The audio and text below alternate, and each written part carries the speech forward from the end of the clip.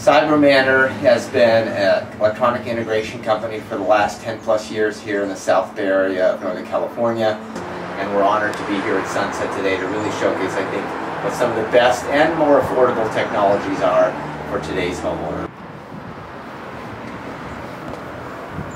Welcome to the Sunset Dream Remodel Home 2010. In this home, you're going to see some of the latest creative ideas.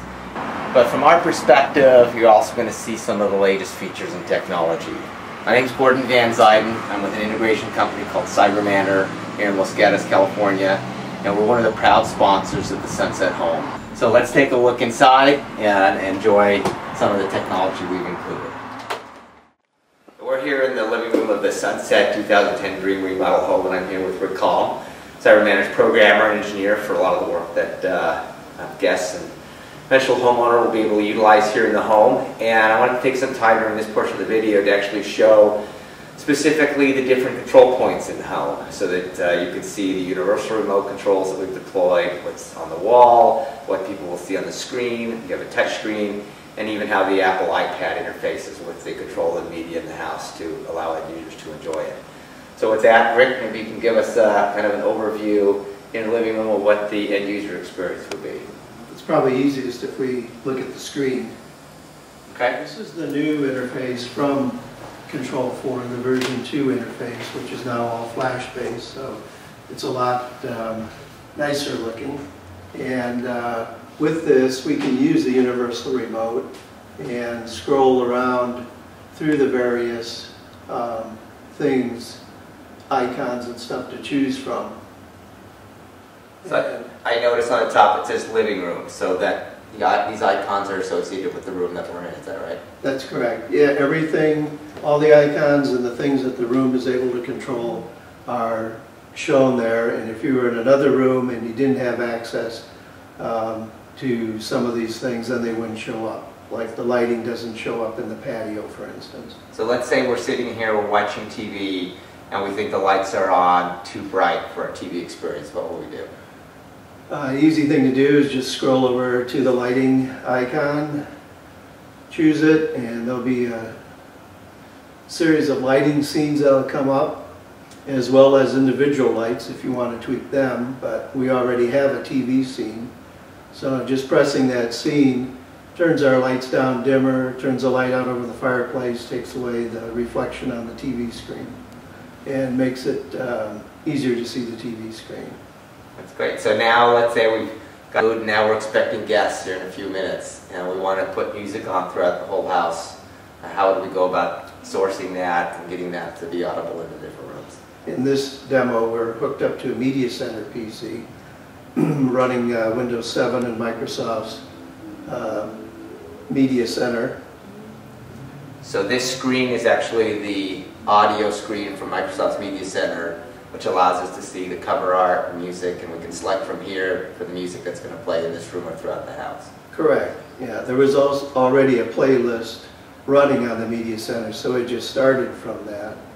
But we could go back into the main menu and, in this case, maybe pick up a slideshow from the picture library.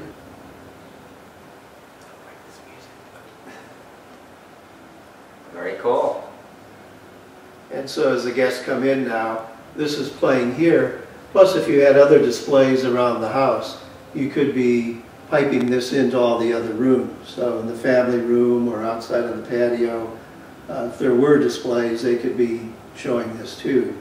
Very good. Well, speaking of other zones, why don't we take a look at, when we move around the house, how we can now control lights or music, or even thermostats from different control points. Here's the entryway of the Sunset Home, which is right next to the living room area.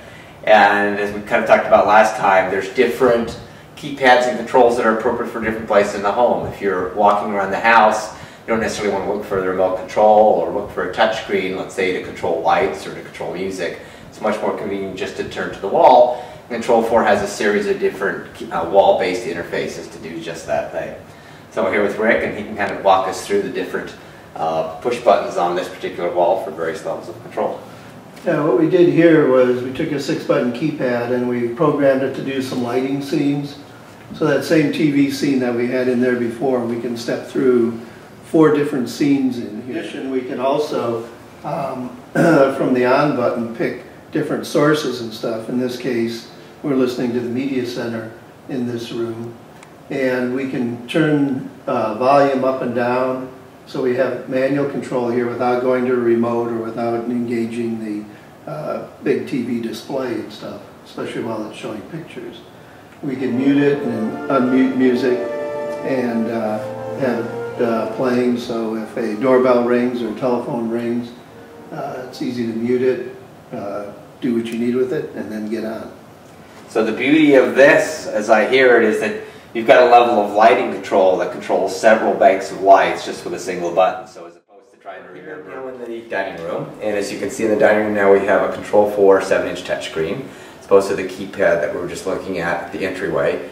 And with this we can do a lot more. We have a lot more real estate and a lot more options. And Rick, why don't you kind of walk us through some of the things that somebody might want to control from this location? Okay. One of the nice features about the in-wall keypads is you can walk up to them and the menu's already there and ready to go. So in this case we've already got our slideshow and music playing in the living room, and we want to add a few extra zones on. So we choose the listen icon in this case, and then we hit the zones button. And in the zones, it'll give us a list of all the different zones that are in the house. In this case, the dining, the kitchen, the patio, and the living. Very good. So we can control audio, we can control our lights, we can control even our security system, even cameras if they were around the house, if we had those installed? Correct. Yeah, everything would be visible from the screen. We just hit the Control4 button to get back to the main screen. And if we had come in this door and wanted to arm or disarm our security system, we can call up a virtual keypad and do the arming and disarming of it from right here. So here we are in the kitchen. Looks like a typical kitchen, but maybe what's a little bit different is here is the Apple iPad. And as you'd expect maybe in the kitchen, here we're looking at some various different recipes for chicken and for Asian chicken stir fry. This is just an app that you can get for a couple dollars that runs on the Apple iPad. But also you're in here and you want to leverage various areas of home control. You want the lights to dim, you want different music selections, you may want to even control the thermostat. So we leave the recipe icon and we bring up our Control4 icon, and within just a matter of seconds we now have full levels of home control right here on the kitchen counter. So Rick, why don't you kind of walk us through what we can do at this point with Control4? Sure. Again, you'll notice that the interface is the same as it is on the touchscreen and on the big display, so that homeowners and people that are using it have a very consistent interface to work with. In this case, we may be in here and somebody may have said that it's either too warm or too cold, so we can go in and check our thermostat, or multiple thermostats if we had them.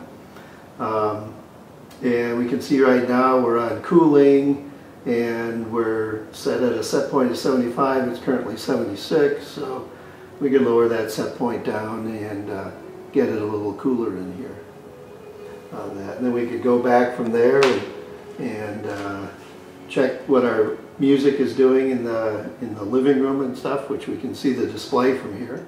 So we're here actually in the laundry room area.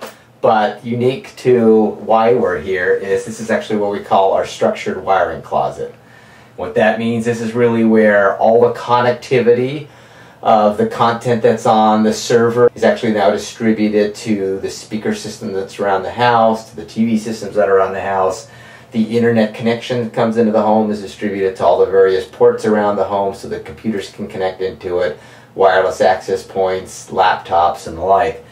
So we like to call this kind of the heartbeat of the connected home, so to speak. This is really the central nervous system that carries all the data, carries all the video, carries all the music that's enjoyed throughout the house, and having it in a centralized location makes it easy to monitor, makes it easy to troubleshoot, and to maintain.